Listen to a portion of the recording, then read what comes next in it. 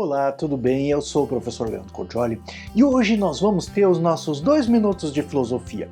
Por que os animais irracionais não são sujeitos da justiça? Ou melhor dizendo, por que é necessária a racionalidade para que alguém seja sujeito de direitos e deveres? Vamos ver em Aristóteles. Não esqueça de assinar o canal e ativar o sininho para ser avisado dos futuros vídeos que eu devo subir em Filosofia do Direito, Teorias da Justiça e Lei Natural.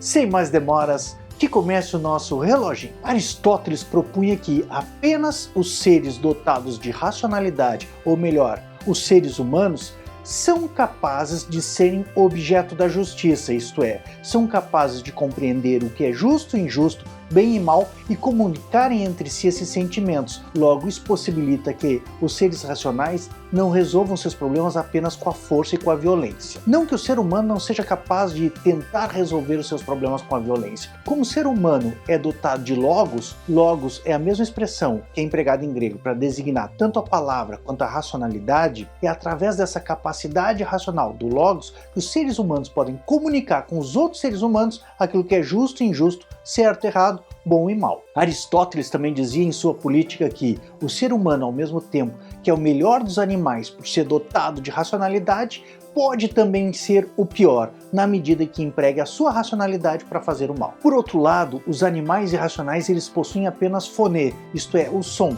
e através do som eles não são capazes de exprimir conceitualmente o que seja o bom ou o mal, o certo e errado. Logo, o som foné dos animais irracionais apenas demonstra a dor e o prazer. Diz Aristóteles, a razão pela qual o homem, mais do que uma abelha ou um animal gregário, é um ser vivo político em um sentido pleno, é óbvia.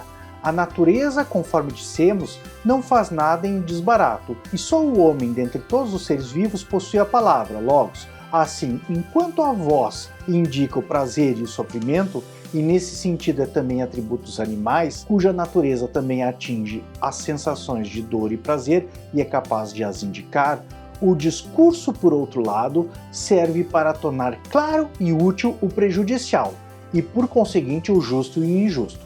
É que perante os outros seres vivos, o homem tem as suas peculiaridades. Só ele sente o bem e o mal, o justo e o injusto, e a comunidade destes sentimentos que produz a família e a cidade. Então, na medida que o ser humano, diferente dos animais, possui a palavra, ou melhor, a racionalidade, o logos, e é capaz de exprimir aos outros seres humanos aquilo que seja justo e injusto, dando as suas razões, o ser humano não só é o sujeito da justiça, mas também é capaz de pertencer a uma comunidade política. Os animais, por outro lado, como não possuem essa capacidade da palavra, mas apenas foné, voz, o que indica prazer e dor, não conseguem constituir uma comunidade política. E como diz Aristóteles, a natureza não faz nada em vão e ao desbarato. E estes foram os nossos 2 minutos de filosofia. Não esqueça de curtir esse vídeo e compartilhar com os teus amigos nas suas redes sociais, a fim de ajudar a difundir as teorias da filosofia do direito. Por último, eu gostaria de saber a tua opinião em 2 pontos. Primeiro, será que a possibilidade de um ser pertencer a uma comunidade política